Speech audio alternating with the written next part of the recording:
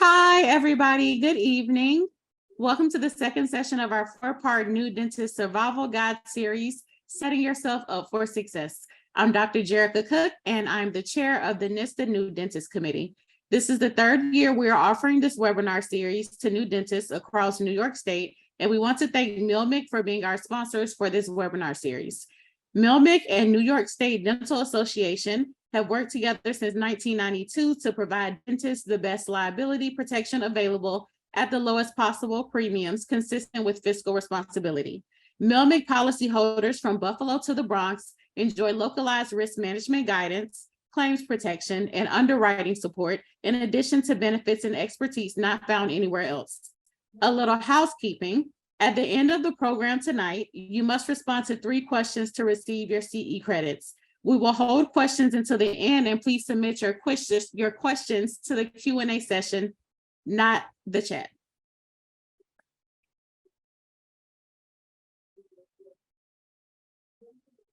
Okay, so again, I'm Dr. Jerica Cook. A little bit about me. I am currently president-elect for Bronx County Dental Society. I am the new dentist chair. Can you go back? I forgot what I do.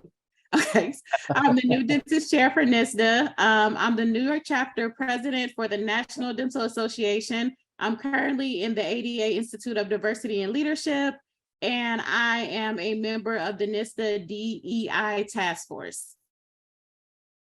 So I was raised in Montgomery, Alabama. I attended Meharry Medical College. I did a 2-year GPR residency at Bronx Lebanon Hospital, which is now Bronx Care Health Systems.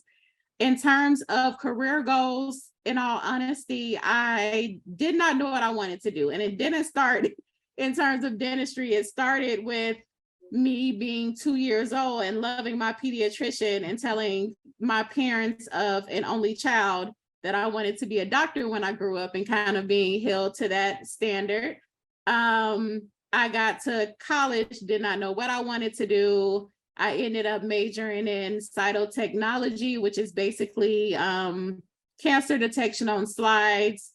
And while I was on my rotations, I realized it wasn't for me. I ended up with a patient where we had to go in and get another sample, and I knew the patient had terminal cancer, and I had to look in this man's face.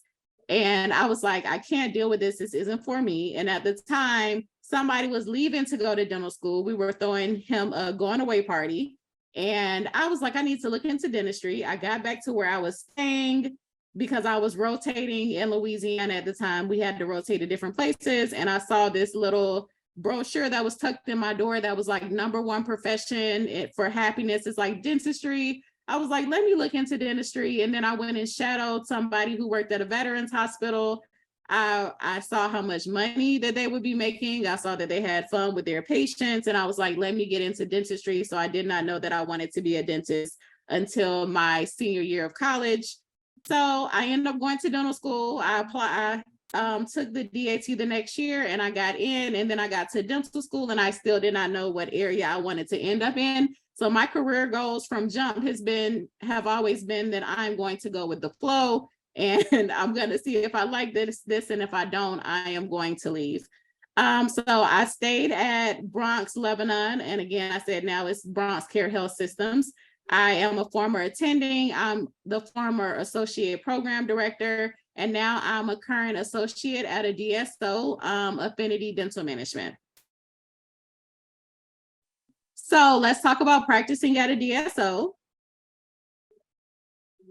When I was in dental school, I was never a fan of going into DSOs. I heard horror stories. It was something that I just not want to deal with. I didn't expect to have patient autonomy. So I always expected that I would never be somebody that would practice for a DSO because I had heard such terrible things about other people's experiences. But I cannot speak to other people's experiences. I can only speak to my own. So this is what I thought working at a DSO was. And this is what it actually was. As someone who does not, DSOs are not for everybody. I am a person who I like to work, and I like to perform dentistry, and I love my patients, but I do not want to think about anything when I get home. I do too much other stuff. I have creative hobbies. I'm pretty social. I am the type of person that does not want to own a practice. I don't want the responsibility. I don't want to think about it. I do not want to worry about it. So working in a practice where all I have to worry about is dentistry is ultimately my dream. I just do not want to be one of those people that has to worry about if the numbers add up or, worry about people calling patients. I like to show up and I like to see the patients and I like to go home. You can go to the next slide. So I have been working for Affinity Dental Management since 2001. Just working in the Bronx since I have been here. I went straight from dental school to working in the Bronx, and I love the patient population here. We do see a large amount of Medicaid patients, and we have a vulnerable patient population, and that means most of my patients, on top of being Medicaid, they're very trusting of their doctor, right? So you have to be very ethical when you're working for a DSO in general, but specifically in the Bronx, because these patients literally listen to me when I tell them everything they need. I work in a multi-specialty practice, and I believe, I've heard them say this before. I don't know the details, but I know my company advertises itself as being one of the few DSOs that's a multi-specialty practice. So in terms of autonomy, like what I want to do with patients, what I can do, what I can't do, I have never been in a situation where somebody has told me, you need to produce more, you need to plan more this, you need to do more that, or has actually told me that I need to do more of a certain procedure. It just really doesn't happen. And I think it's because my company is multi-specialty, and because they're multi-specialty, I have a prosthodontist in-house 3 days a week. I have an endodontist in-house 1.5 days a week.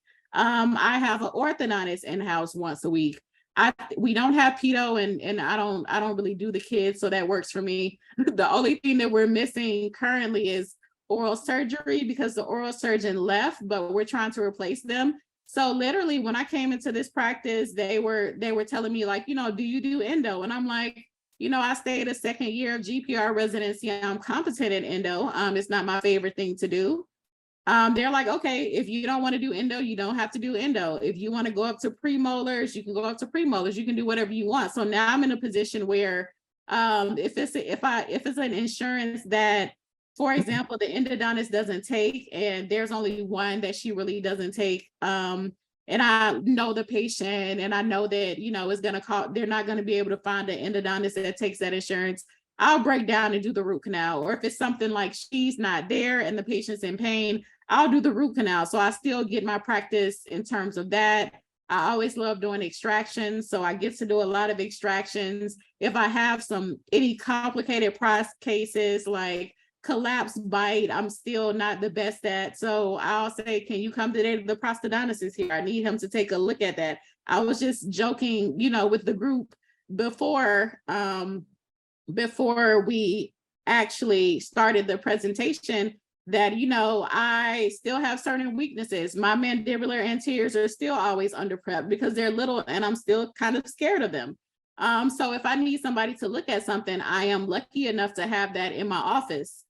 So I said all that to say I have my clinical autonomy, and we're busy. So you learn to work multiple chairs. It's not, I don't know how many residents we have, how many dental school students we have, but learning to work multiple chairs, when you have an assistant, you don't realize how many patients that you can see until you have help. So running around is one of those things that's overwhelming in the beginning, but once you get used to it, you got it. It's like your brain just moves towards it. You're not going to get stuck in procedures because you're going to get used to them. I mean, you're going to get stuck a couple times, but not on a regular basis. So there should be no fear in being in a situation where you have to work multiple chairs. I learned what procedures are worth it and which are not. For example, like I just said, we have a specialist that can do a molar endo in probably about 40 minutes. Am I about to spend, I don't know, I think it would take me maybe like an hour, 10 minutes, depending, because I don't do it much.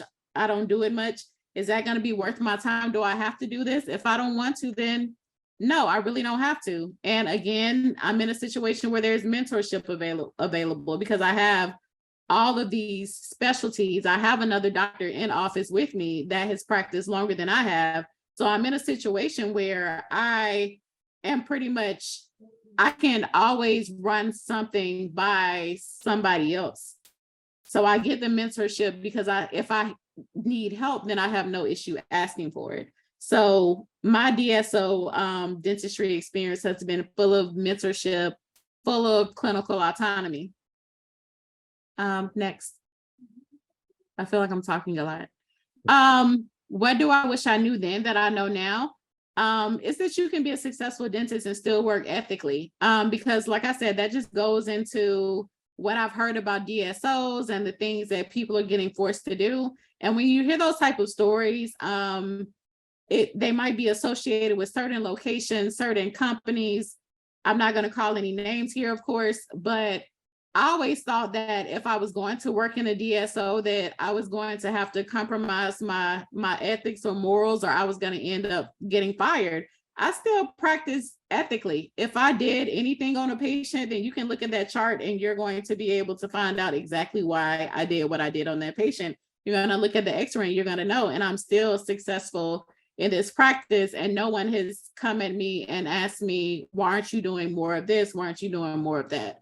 It has not been my experience. And I'm not sure if that's because I have a few years under my belt, but I can truly only speak for my experience. So my experience working as a DSO has been pretty good, and it's a decent career path. I can't really complain about my job. I really truly enjoy it. And then even if I have a rough day, when that rough day is over, I come home and I don't have to worry about anything.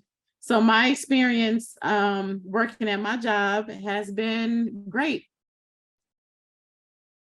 That's it.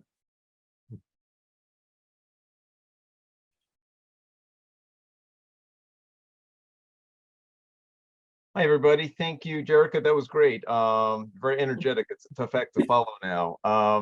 My name is Rob Margolin. Next slide. I grew up in the Bronx. Just to give you some background, I went to dental school in Maryland, University of Maryland, go Terps. I did my residency at Jacobi Hospital. If you asked me back in dental school what I thought I would be doing after, I thought for sure I'd be doing private practice in Manhattan because that's all I knew, and I like Manhattan. I've never practiced in Manhattan. I have done private practice, but I never did private practice in Manhattan. So I just want you to know that about setting goals, you need to be flexible as well too. I did practice private practice for 18 years in the Bronx. It was one of my attendings. It was great. I loved it. The only reason I left after 18 years was that the practice was sold, and I just decided not to stay. But I'm talking to you tonight about other opportunities, things I did as well too. And it's nothing I planned. The two other things I'm going to talk to you about, but I think great opportunities presented themselves and I chose to follow them, and I've never looked back. They've been really great. So I tell you that because I'm definitely an organized person. I like checklists and, order, but sometimes opportunities present themselves. So I just tell you this to keep your mind open to things that you might not plan, because sometimes that can lead you down a fantastic path. Next slide. So first thing I did, in addition to being in private practice when I left my residency, I was involved in prison dentistry. One of my attendings I told you was in private practice. The head of my hospital program was in charge of the prison dental program at Rikers Island. Next slide.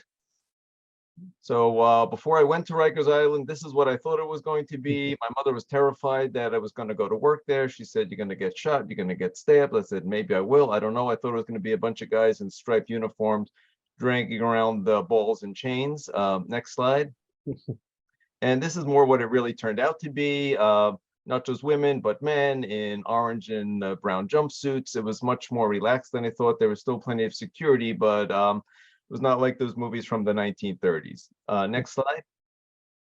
So what did I do there at Rikers? I was there for about 12 years. I started as a staff dentist there about 3.5 days a week.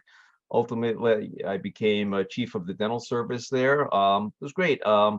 It was mainly doing episodic care, a lot of emergency care. Patients weren't there long term. They were only there maybe about 6 months to a year. So some of them we did exams on, we did restorations, we started removable, not many crowns, it was mainly extractions and endo. It actually taught me how to work very efficiently. When I worked in the women's facility, it was a 2-chair clinic. It was seat one patient, give them anesthetic, talk to the next patient. If any of you are in residency now, it's probably similar to what you do on a triage chair or treating emergency patients. But it was a great experience for me, especially at that point in my career. There's definitely security if anybody's concerned about that. You need to enter metal detectors to enter the buildings. They check your car. We count the sharps on a daily basis. If anything is missing, the island, and I'm sure this is pretty similar to other facilities, was locked down. So I never felt unsafe. There are always corrections officers. They don't call them guards. They're COs. They're always around. So I always felt very safe. And I really got to do a lot of procedures there, especially then that helped me in my practice and work quickly there too. What I liked the most about it though, which I didn't anticipate, was how close I got to work with my medical colleagues, because most of the facilities were in a medical clinic and they had dental clinics embedded in them. So somebody had a positive PBD test or was HIV positive, or their BP was elevated, the medical staff was there, and it was really great to work with them, and I liked that interplay. It was actually a very different atmosphere there than in the private practice, where it's just myself and the owner doctor. And I will just point out that I did this in the start of my career, but I've met a lot of colleagues as I've gone through my career that worked in private practice for many years, and then towards the tail end of their career chose to sell their practices, and maybe the last 15 to 20 years have chosen to work in a prison because of they got clinical autonomy. They got, for them at that point, medical benefits, and depending on where, it was either a state or federal pension, because there are federal prisons, or just 401ks, things like that you wouldn't normally get in a private practice. So if it's something you're considering, this is something good at the start or end of your career. Next slide. And while I was there, the medical services were presented by hospital. First, it was Montefiore Hospital, and then St. Barnabas Hospital. Now it's run at Rikers Island by a private health company. I think it used to be called Prison Health Services, but the name has changed. But at about the end of 1999, I had the option to either leave Rikers Island, become the site director with St. Barnabas Hospital. They were opening a new clinic and a hospital residency, or stay at the prison with the new company. Next slide. I chose to take another chance. I was getting a little antsy at that point then too, so I thought I would be ready for another challenge. I spoke with my mother, who was a school teacher. I knew dentistry, but I had never really taught or worked with residents. And she said, you can do it. So I took a leap of faith, and again, it's been great. It's been probably the most fulfilling part of my dental career. I've been doing this now since 2001. I left my private practice in 2007, so I've been doing this full time since 2007. From 2001 till about 2019, I was at St. Barnabas Hospital and also working at Jacobi one day a week as program director at St. Barnabas since 2004, and I've been program director at Jacobi since 2019. Hospital dentistry, if you're going, some of you may be going into residency programs, so I'm going to give you the insight of what it's like on the other end from being a resident, what it's like to be an attending there. Residency based is not really practice based. It's the residents that are mainly the drivers of clinical care. Some programs, attendings do provide clinical care. I do provide some, but it's mainly assistance to the residents, which I love. It gives me time to work with them, teach with them. And I will say, working in a hospital, again, with other medical specialists, with dental specialists, I've never learned so much myself as I have during these years. Like, I always feel if I were to go into private practice right now, I know so much more than I did when I was in private practice, because I've seen so many things and interacted with so many more people. But for me, I just love the collaboration, and I really love working with residents, seeing how excited they are starting their career, learning from them, because believe me, things are very different now when you graduate than they were when I graduated. And I like to think of it as very collaborative as well too. You're going to see a lot of patients working in a hospital that you may not see in a private practice in terms of complexity. As Jarek was saying, a lot of advanced treatments. We do a lot of all-on-X treatments, which I never did in my private practice. And that's also because we have an oral surgery program there. Place all-on-4s, endosseous implants. They do zygomatic implants, pterygoid implants. Again, things I never did in private practice, which I see now and do now with the residents all the time. It definitely is a mix of comprehensive and emergency treatment. Again, the emergency treatment, I still think back to my days working at Rikers Island, bouncing between two chairs. And that still comes in handy now, learning how to make a diagnosis, learning how to get patients out of pain. That's something that's going to be important to you, whether you're in private practice or a DSO or hospital or a prison. That's, as dentists, should be like one of our number one goals, is how to alleviate patients' pain. We're also going to get a lot of experience managing traumatic injuries, which can also help you in a private practice as well too. Patients have avulsed teeth or have lacerations. How do you repair those? We also have the opportunity to work in the operating room, mainly with patients that are intellectually delayed. We take them to the operating room, we put them to sleep, myself or one of the other attendings, and we do usually split it with two residents there. One will do one half the mouth, one will do the other half. Usually a combination of operative, extractions, cleaning, wake the patients up, and they'll be able to go home. But it's a great service to provide to patients who can't really be treated in an outpatient setting. Sorry, that was my cat. There are some limits on treatment funding. Most of our patients are on Medicaid, and sometimes it's just difficult scheduling them with patient schedules, with resident schedules who are on rotations. But for me, what I like is it's always something new. I mean, I'm never bored. I'm always doing something new. And in my role as program director, it gives me a nice mix of clinical and admin work, which I love. And something else which I enjoyed at the prison and the hospital dentistry is I'm also, like Jerica and like Brendan, very involved in organized dentistry. I've been involved in AGD on the national and state level. I've been involved in New York State Dental Association and the ADA things. All those are very important to me, very dear to my heart. I feel very committed to those. I'm, always ambitious to bring new dentists into that. If you're ever interested, I take some of my residents to meetings with me. But this type of, buddy, don't jump. Sorry, I'm worried he's going to jump. I'm more concerned that it gives me time to do this. And to me, this is great. Something I wouldn't get if I were just in practice. Next slide. And this is the last slide. This is something, believe me, I didn't know. I told you in the beginning what I thought I'd be doing when I left. My residency would be doing private practice in Manhattan, because I thought I liked it. But I realize now that's all I knew. But there are many, many options available in dentistry, whether it's private practice, hospital dentistry, DSO, prison dentistry. I think it's great that you guys are listening to this to know that there are other options. I know Grazia is going to share our emails with you at the end. Please, if you ever are interested in talking about anything, do not hesitate for a second to reach out either on email or cell phone. I'd be happy to talk to you about it.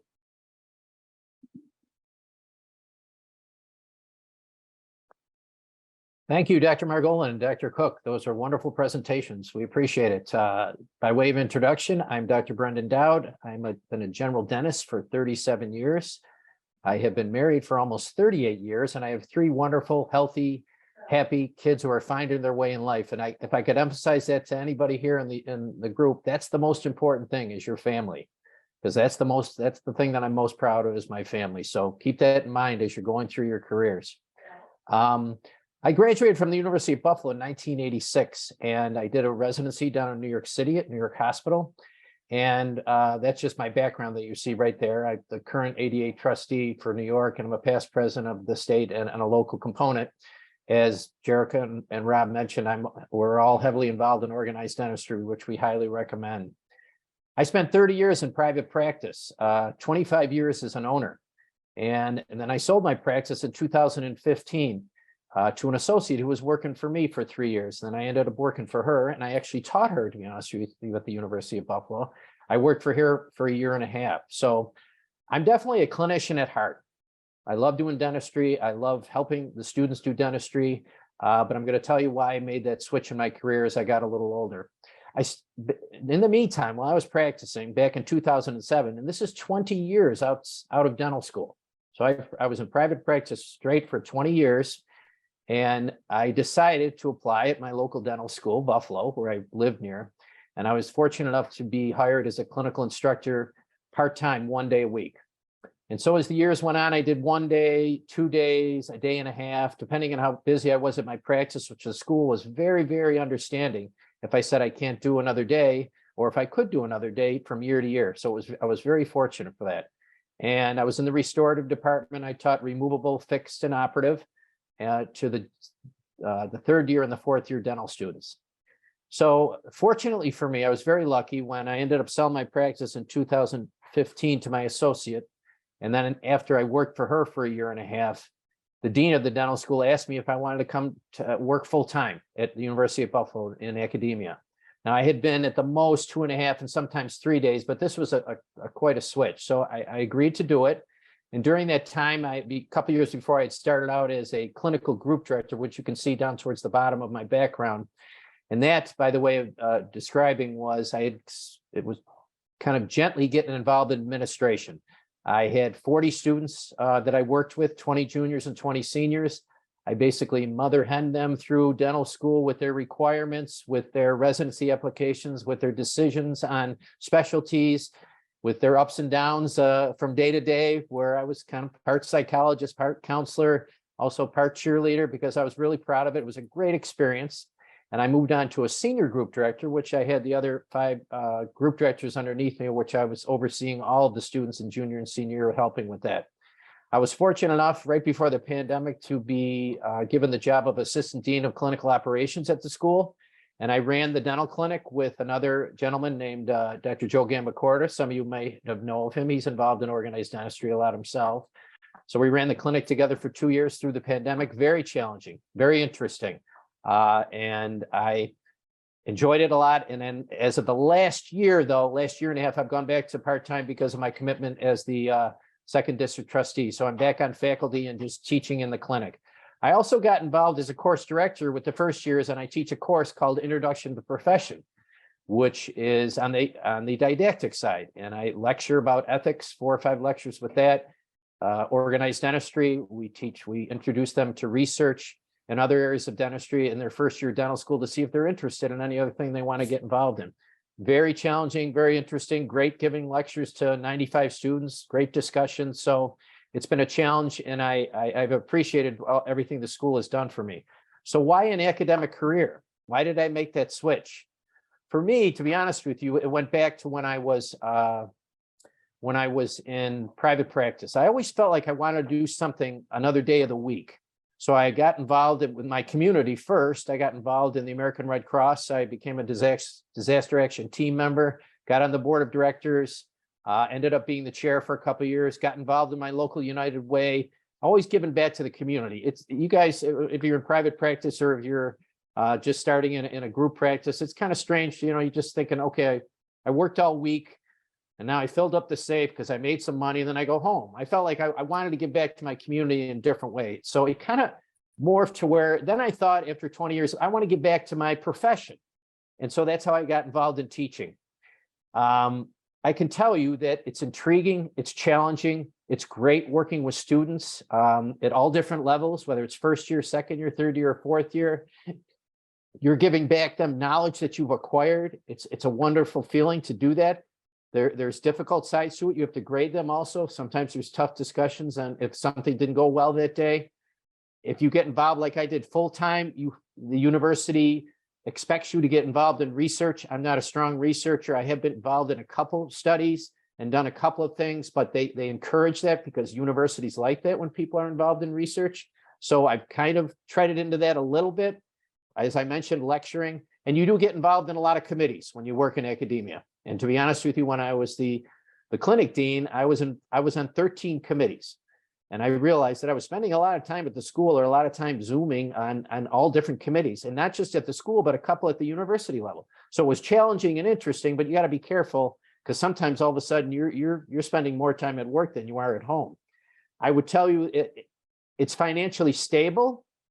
It's not as lucrative as private practice, which I don't think it should be, because I think if you're in private practice, you're on the front line, you're treating a lot of patients, you're working hard in a different fashion, you're working physically hard from patient to patient. And to be honest with you, that's one of the reasons why I turned towards academia.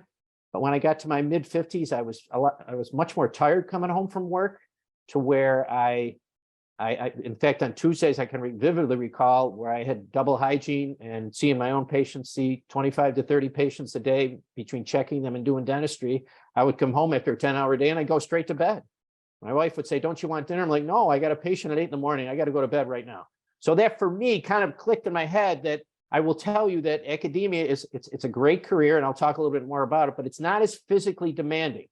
Even when you're teaching in the clinic, the students are doing most of the work. You do step in to help with certain instances when a patient needs help or the student's not sure about the next step, but it's not as physically demanding when you're in private practice, bouncing from room to room and seeing patients and doing definitive work all on your own with your assistant's help. So that's one of the things that I wanted to point out. This isn't a theory. It's true. There's a lot of jobs out there for teachers in dentistry. A lot of schools, all you got to do is look in the back of JADA and other journals. They are looking for people. There's always a shortage of teachers in dental school for one reason or another. We can debate about that and talk about why that is true, but there are jobs out there. So we're not talking about theoretical. It's an option for you. You have to live near a dental school unless you can do some remote lecturing. That's the one downside. I live near the Buffalo School. If you live near NYU, if you live near Columbia, Stony Brook, Toro, University of Rochester has a graduate program. Those are options for you if you're in that area. I would say the most that we've had teachers come is from an hour and 15 minutes away. When you get to be an hour and a half or 2 hours, it's really, it's just too long of a day. So so people don't do it past that distance. You have more stable hours in some ways. You aren't working on a lot of Saturdays. I know in private practice for 30 years, I always worked on Saturdays. I worked 3 initially, then 2, and I was working 2 right up to the time that I stopped, because that's when people wanted to come in. I also worked at night. I worked 1 or 2 nights a week. We are doing that at the dental school because we're trying to get some more patient appointments in. And I do work on Wednesday nights sometimes, but it's an option. I don't have to. So the hours are a little better in that sense. Overall, what do I think it's great about? It makes you a better dentist. You're around other colleagues. You're interacting with other dentists, other faculty, students, assistant, researchers, staff, administration. That colleague interaction is wonderful. And it's hard sometimes if you're in a solo practice with 7 or 8 people in your office to get that as much interaction professionally. I think it's great for leadership skills. It's helped me learn how to present, put a PowerPoint together, talk to a large group or a small group of people. Very good as far as that's concerned with presentation skills and leadership skills. It gets you out of your comfort zone. And it's a nice career. If you're thinking about it, you learn different techniques. You stay up on the latest things that are going on. You learn how to do different treatment plans and different treatments. So I think it's made me a better dentist in that way, seeing different views in the clinic on people doing different treatments, obviously within the standard of care, but you learn different techniques that way. It made me a better private practitioner when I was teaching. I would take something back that I learned that 2 days that I was working at the school and take it back to private practice.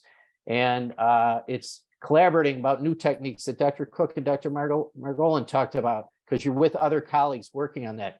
You have the advantage of working full-time or part-time. I use both of those. And the school was wonderful with me as far as adjusting my time between private practice, all the things I was doing in organized dentistry. They're very supportive of those types of things. And like I said, it's a university involvement. So you get involved in committees. So I'm part of the school at University of Buffalo, which has 50,000 people on the campus. So I feel like that's kind of my home. So you get to know a lot of people even outside of the department that you're in. So, and I just want to finish up with what Rob said. That's very important. You really do have a lot of options. Dentistry is a great profession to look into all different things. I am really grateful that I chose it, because I wasn't sure, like Jericho, I wasn't sure, even in the middle of college, I didn't know if I wanted to go to dental school. I was still debating what to do, but I'm thrilled that I made that decision because of all the interaction with people and all the options that I had with my career to try different things. So whether it was teaching in clinic or in private practice, I've enjoyed it immensely. So I'm here to answer any questions for anybody on any of those issues, and thanks for letting me contribute. Thank you so much, Dr. Dowd. That was great. We actually did get an email before the session started, and it is, I'm not going to mention the name because I'm not sure if he wanted to be announced, but he is just finishing up a GPR in New York and really wants to work in a practice that values quality, time, with the patient's mentorship and ability to grow. And he has been looking at kind of ways to figure out how to find, searching LinkedIn and Facebook groups and, looking for some advice on where else to find jobs. I know, what's interesting about this group too, is you have kind of the downstate Bronx, New York City area, and then you have the Buffalo region and kind of the different opportunities that both areas offer. So Dr. Margolin, if you want to just start off this, and then Dr. Dowd kind of talk a little bit about that region, then we can kind of see if that's some opportunities. And then it says, what makes I think he's looking at the ways to navigate, maybe working a couple days a week in one office or another. So yeah, it's a great question. I get that a lot because I see what my residents go through year after year, and a lot of them doing now. So the way most of them find jobs, just like the person who asked the question asked, I would say Indeed, Craigslist, people use. Also ADA and New York State Dental.org, they have job boards as well too. If your local district as well too, like whether it's 9th District or Bronx County, sometimes you can even pick up the phone and call your local dental society. And I would say you can call up the state, or you can call more local if you're in Westchester County, like, hi, I'm a new graduate. Is there anybody looking for an associate? You can also talk to people that work in your GPRs or dental schools that do dental supplies, whether it's Shine or Patterson, because sometimes they're plugged into people offering positions. What I will tell you too about, the comments you had about how to find that, that's like, the holy grail of a dental practice, but it's hard to tease that out on an interview. What I would suggest is sometimes, you come with a list of questions. How many patients do you see? How do you handle redos? Why have associates left? Is this the first time you've had an associate? You have to get a sense for what they're looking for and see if it's a good fit for you. But some of the questions, like, is there mentorship? Do they value the patients? Everybody would say yes. So I would take that with a grain of salt. And I really think the only way you're going to find out is if you talk to existing or former associates, or actually take the position and find out. And your point about working in a few practices, I think, is perfect. I think it's also, everybody wants to find that one great job that I can work at 5 or 6 days a week. But I always caution that. Two things. One, I think it's good for you, especially at this early point in your career, to see different practice models and see which you like better, a DSO or a private practice or a Medicaid practice or insurance practice. And the other reason not to take one job now is if it doesn't work out, you have nothing left. So I think, especially at this early part in your career, I think it's smart to work in 2 or 3 practices and see what you like best. Yes, to add to what Dr. Margolin said, I think all those avenues, he described it very well of how you can look and search for a job and work in upstate New York is pretty much the same thing. I think we do pretty well at our local component, helping people. We have ads in our journals as well, or our bulletin, as well as discussions back and forth. And we have meetings with mentorship programs where we have private dentists meet with students and residents a lot. So you do hear if there's job availabilities around. I did want to mention one thing, another thing about academia is that you can go into it at different times. There are some students that go right in out of their residency to where they go right into teaching, even full time. That happens occasionally if you really want to take that route. I know of a gentleman who teaches at the University of Buffalo who went in after 7 years, and he was very successful private practitioner, but he felt in his heart he wanted to be a teacher, and he's done a great job. He's taken over the technique course in our second year course. He's doing a wonderful job. He gets a lot out of it. He feels like that's his passion, that's his calling, and he was a great private practitioner. So you never know. You really have to keep your options open.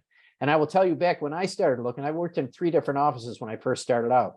I think that Dr. Cook can mention this, that I didn't. And then when I was looking for associates, I could not give them full time because I didn't have enough patients. I was a sole proprietor and I could only give a day or 2, and I would get patients for them. But that's an option with a larger group practice, is that if they're going to give you 5 days, that's something positive to look at, because then you have more set things and time and salary and all that can make that a positive experience. For me, I was trying to go back and forth, learning different things at 3 different offices. And I knew the one was interested in selling because he was an older gentleman. The other 2 were younger people that didn't talk about it, but still there was a lot of unknown with it. So if I had that, I might have considered that option because of the stability, especially if I had the loans that unfortunately a lot of the younger dentists have, which is a whole different atmosphere and a whole different, you need more stability than saying, coming into an office where you're working on collection and there's no patients.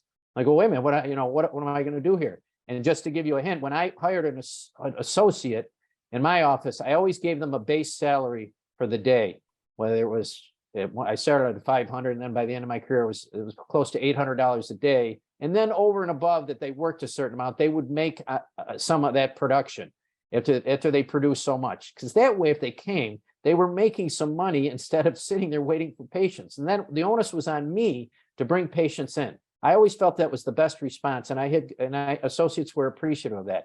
So that's one thing to look at when you're looking at contracts is, well, how many patients am I going to see? And, you know, am I going to have a base salary to work with? I think that's important when you're looking at different offices.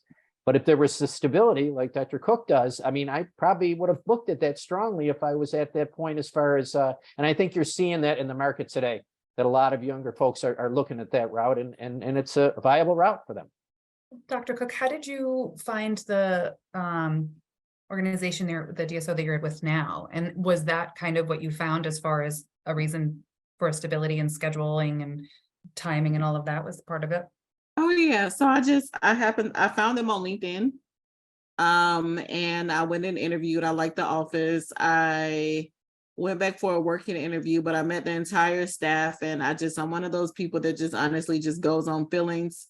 But also I asked for financials, and I looked at the schedule trying to see how many patients there were, and I found out, okay, this practice on average produces $600,000-ish a month, and this is how much is on the schedule now, and this is how much they're actually making on a daily percentage when it comes to upgrading to like porcelain crowns and flexible dentures and stuff like that. So I looked, like, they let me log in, and I just clicked, like one of the assistants showed me how to do it. I just clicked, looked at all the financials, looked at everything, looked at how many patients were being seen to make sure, like consistently, like look back and sat there and clicked and clicked and clicked and looked at everything to make sure that this was somewhere that I was going to come in and I wasn't just going to be sitting there. And I just lucked out because they already had a doctor there that was working 5 days a week. They already had Saturdays covered. So when I first started working, I literally did Tuesday through Friday, and I left at 2:00 on Friday.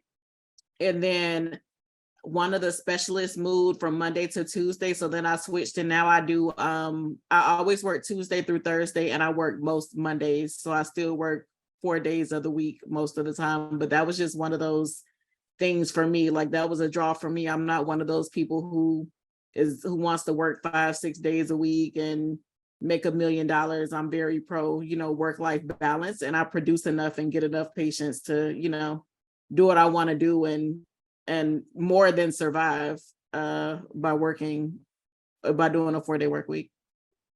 So, Dr. Margolin, one of the things you and I had talked about was possibly having someone shadow an office or consider that, or how do they go about shadowing or finding a mentor? I know, and Dr. Dowd, you talked about the mentorship programs that a lot of the local dental societies are starting. And we, just so everyone else knows on the webinar, local dental societies, there's 13 of them across New York State. There's one in everyone's backyard. It's just a matter of identifying where you're working and finding that local dental society. And NYSDA, the New York State Dental Association, can connect you there if you don't know which one's your local dental society. I just don't want to make the assumption everyone knows that. But I think, if you can talk about like the shadowing a little bit, I think that might be an option for folks to kind of consider as well. Sure. I get to personally, I've been very lucky. I've had a mentor of mine since 1988 when I started my residency. He was at that point my program director. Now he's the chair of the department I work in. So interesting that I was a resident at Jacobi. I'm back there now. So I've been very lucky to have not one, but two, the doctor I worked for in private practice. So it wasn't something I was looking for or thought I needed, but I feel like it's been a constant in my life for over 30 years. And the sense of comfort and stability has just been priceless. How do you find somebody? It's difficult, when you go on a job interview, say, will you mentor me? I don't know if that's the way to do it. I think the way to do it really is more of a personal connection with people you encounter. I try and be that for residents that are with me now. I tell them, if you're one of my residents, you're always one of my boys. And I say that for the gentlemen and the women. I want them to feel they can always reach out. So if you have a connection with one of your dental school faculty, and I'm sure you get along with some, just connect on them at a different level than others. Your personal dentist, family friends who happen to be dentists, if you're in a residency and attending, and it doesn't have to be a program director, somebody you just connect with. Those are the people to ask, can I spend time in your practice? Can I call you even when I'm out of school and out of residency? I have a contract to renew, or I'm not sure, should I stay in the private practice? Should I go to the prison? Should I go to the hospital? Shadowing is great, but with your mentors, it's difficult to shadow in a private practice you're interviewing at, unless you get to a certain point on the interview process, because there's a different motive behind. You're looking for a job and they're looking for somebody, and finances definitely kind of cloud sometimes the mentorship relationship. But I would suggest, and also as Grazia mentioned too, if you go to your local dental society meetings, that I think is a perfect place to meet people. You know, it's younger doctors, it's older doctors, and I'd say not age-wise, just younger to the practice of dentistry, and more seasoned to the practice of dentistry, and it's a wide mix, and that's where you're going to meet people as well too. And those are going to be people to reach out. And you never know, somebody that you just talk to, like, can I come see your office? What it's like, it's different in a dental school and a residency. That can, without you planning on it, lead to a job for you as well too. I think you were starting residency when I was being born. Okay, we didn't. Literally July 1st, 1988. That's why I'm sitting here laughing. I'm like, I think he was having his first day of residency if it started then when I was And I think I'm a year older than that. So you're not making us feel good, Jerica. You don't look it. Hey, I do want to mention one thing that Dr. Cook mentioned that's very important about work-life balance. I think that, and Dr. Mulholland alluded to it also, it's very important. One thing I learned when I started out was I did 6 days a week for a couple of years. And what I realized that I only took a week vacation the first week and 2 weeks the second year. And I realized that over time that wasn't going to work right. So and by the fourth year, I ended up taking vacation 4 to 5 weeks a year, and then sometimes 6 weeks a year, and spread it out the right way. And I realized when I looked at my production and how much work I had done, it was pretty much the same, because I took time off. And you end up working harder the week before and the week you get back also, and it evens out. And it's a better work-life balance. She couldn't be more correct about that. I can't recommend that more than you can do too much. I went to a lecture once where a dentist talked, we're kind of like seagulls. We keep eating and eating and eating until we throw up by doing too much dentistry. That you've got plenty of time, years and years to do this. So I think work-life balance is critical. I don't have any other Q&As here. So what I'm going to do is, Dr. Margolin had touched on this. I will be sending a follow-up email to the group of attendees here and those who registered with a tip sheet. There was a little change in our panels tonight. Dr. Dowd is stepping in. So I'm going to make sure, for someone who wasn't able to join us tonight, so I will make sure to add his contact information to the information we're sending out. And so that you can reach out personally and ask any follow-up questions. And then I'm just going to let the group kind of just make some closing statements of any parting wisdom that you want to share with the group. And then just stay on, and I will launch the poll and have everyone fill it out so you can get your CEs. But if there are any questions anytime, still kind of pop them in and I'll make sure that you get responded to. But Jerica, Dr. Cook, do you want to start first? Yeah, my closing remarks are, we're humans, we're not trees, we do not have roots. It's okay to get up and go. So if you do something, if you're trying something, there's no reason for you not to try different settings. And if those are not working, get up and leave. I think that's the best advice I can give. You don't have to stay anywhere. If something doesn't work, keep it moving until you find something that you work in, that works for you, and you'll be okay.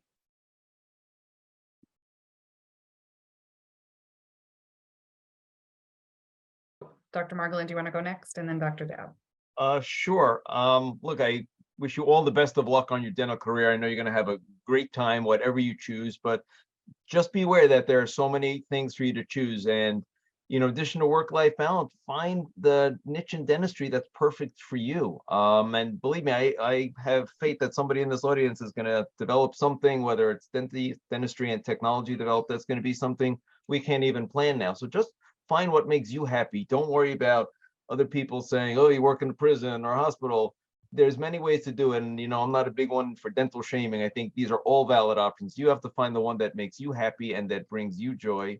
And remember, in addition to, dentistry, there are other things that you're going to want to do as well, too. Your family is going to be important. Organized dentistry is, for me, it's been huge. I mean, just to meet people like Jerica and Brendan and Grazia, people I never would have met. The context is number one. And just to be something different other than seeing your patients and your colleagues, I think it's just a great, addition to your dental career. And that's it. I just wish you all the best of luck. Okay, thank you. I'd like to thank everybody here tonight for participating, and I'm happy to have been part of the group here. Thank you, Grazia, for putting this on. All your hard work at the state level is really important, and thanks to Organized Dentistry for putting this on. To the group, please, yes, keep your options open, as both the other panelists talked about. I think that you never know. If you had told me I would end up in academia, I would have said when I was right out of school, no way. I couldn't wait to get into private practice and say that's what I was going to do forever. Things change over time, and you have new options, and keep your ears open and listen to it. And that's what's nice to have other dentists, colleagues, older colleagues who've been through more, who can tell you certain things that can help you with your career. And sometimes make sure that as Dr. Cook said, you could get up and leave it. That can happen if you have a different practicing philosophy. Not everybody practices the same way, speed-wise or the types of treatments that they're doing. If you're uncomfortable, try somewhere else. Because if you're uncomfortable, then it's probably something's happening that you don't like. That doesn't mean you have to stay there. Keep your options open and take as much CE as possible. I think that's important to regenerate your mind, so you're getting more information, trying new things, because dentistry is always changing. It's evolving in new ways and new types of techniques, new types of treatment plans. The way that implants have exploded since I started practice is unbelievable. We never talked about that when I first started. Now it's talked about all the time, which is great. It's a dynamic profession. That's why I'm thrilled to be part of it. So keep your mind open to new things. And if it's a different modality of where you want to practice, or you want to teach or work in an FQHC or in a hospital, all those are great options. As Rob said, those are all, you're contributing to the profession. And that's what's very important, because as we said, I think it's a special profession that I'm happy to be part of.